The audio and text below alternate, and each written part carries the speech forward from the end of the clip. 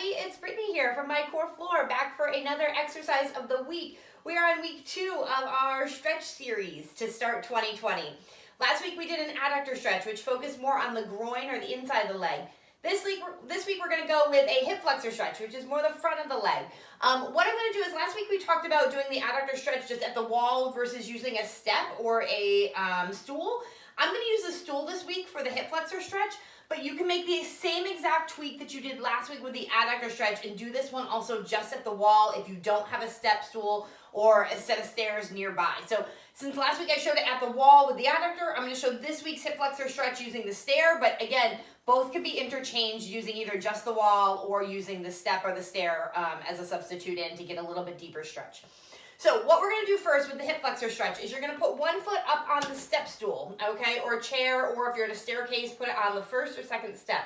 I'm going to start with the first step here, and I would recommend you do the same depending on the depth of your stairs. Sometimes 2 can be a little bit high, 3 can almost be way too high. 1 can sometimes feel like it's a little short, but I usually tell people start there, and then if it feels too easy, you can always work up to the second step height. So the key thing with doing a hip flexor stretch versus the adductor is going to be what that back foot does. Naturally, all of us want to toe out a little bit because we're mostly tight through our hip flexors, which forces us to toe out a little. So if you look down at your foot when you just get into this position, you'll probably see that it's angled out a little bit. If you remember last week with the adductor stretch, we started with it angled out, almost accentuated, so that we could get into that groin. This week, you're really going to want to accentuate keeping the foot straight. It's going to be really important to make sure we can really get into that hip flexor. Notice I have myself positioned near the wall. Wall, a chair, a ski pole. You want to be stable. The big thing with stretching is that people often feel like, oh, it's better if I balance.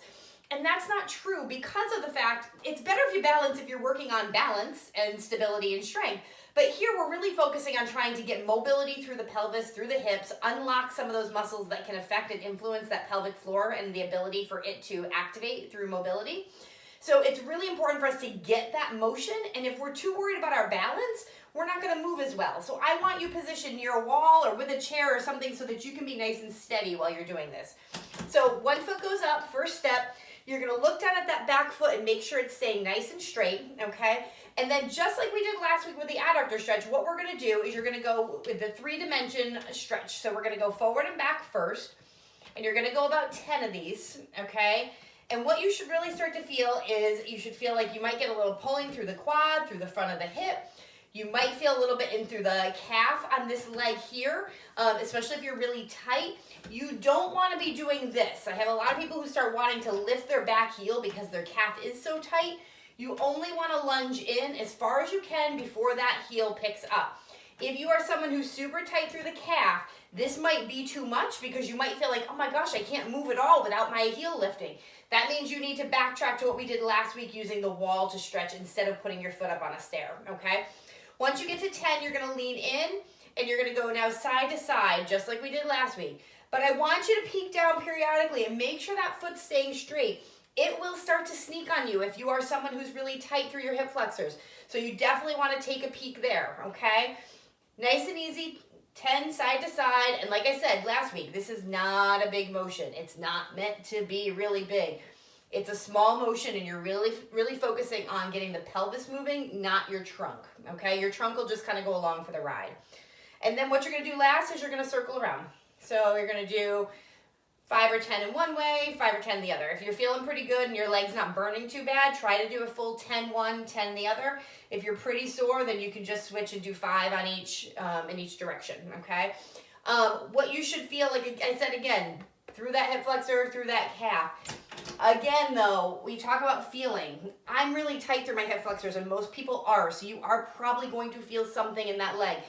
If you don't feel it, it does not mean that you are not benefiting from it. So just remember, we talked last week about the importance of lengthening. So it's still really good to do even if you don't feel a deep stretch.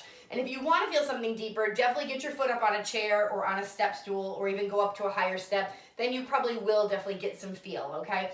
The big thing too is to make sure, we're going to go ahead and switch sides. So opposite leg is going to go up, and we're going to go forward and back there.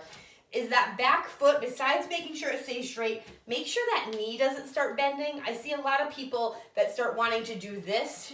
Also, that's the other cheat I tend to see. because again, they're so tight through that hip flexor that they want to cheat somewhere else. Not intentionally, but their body tries to find a place to get the motion.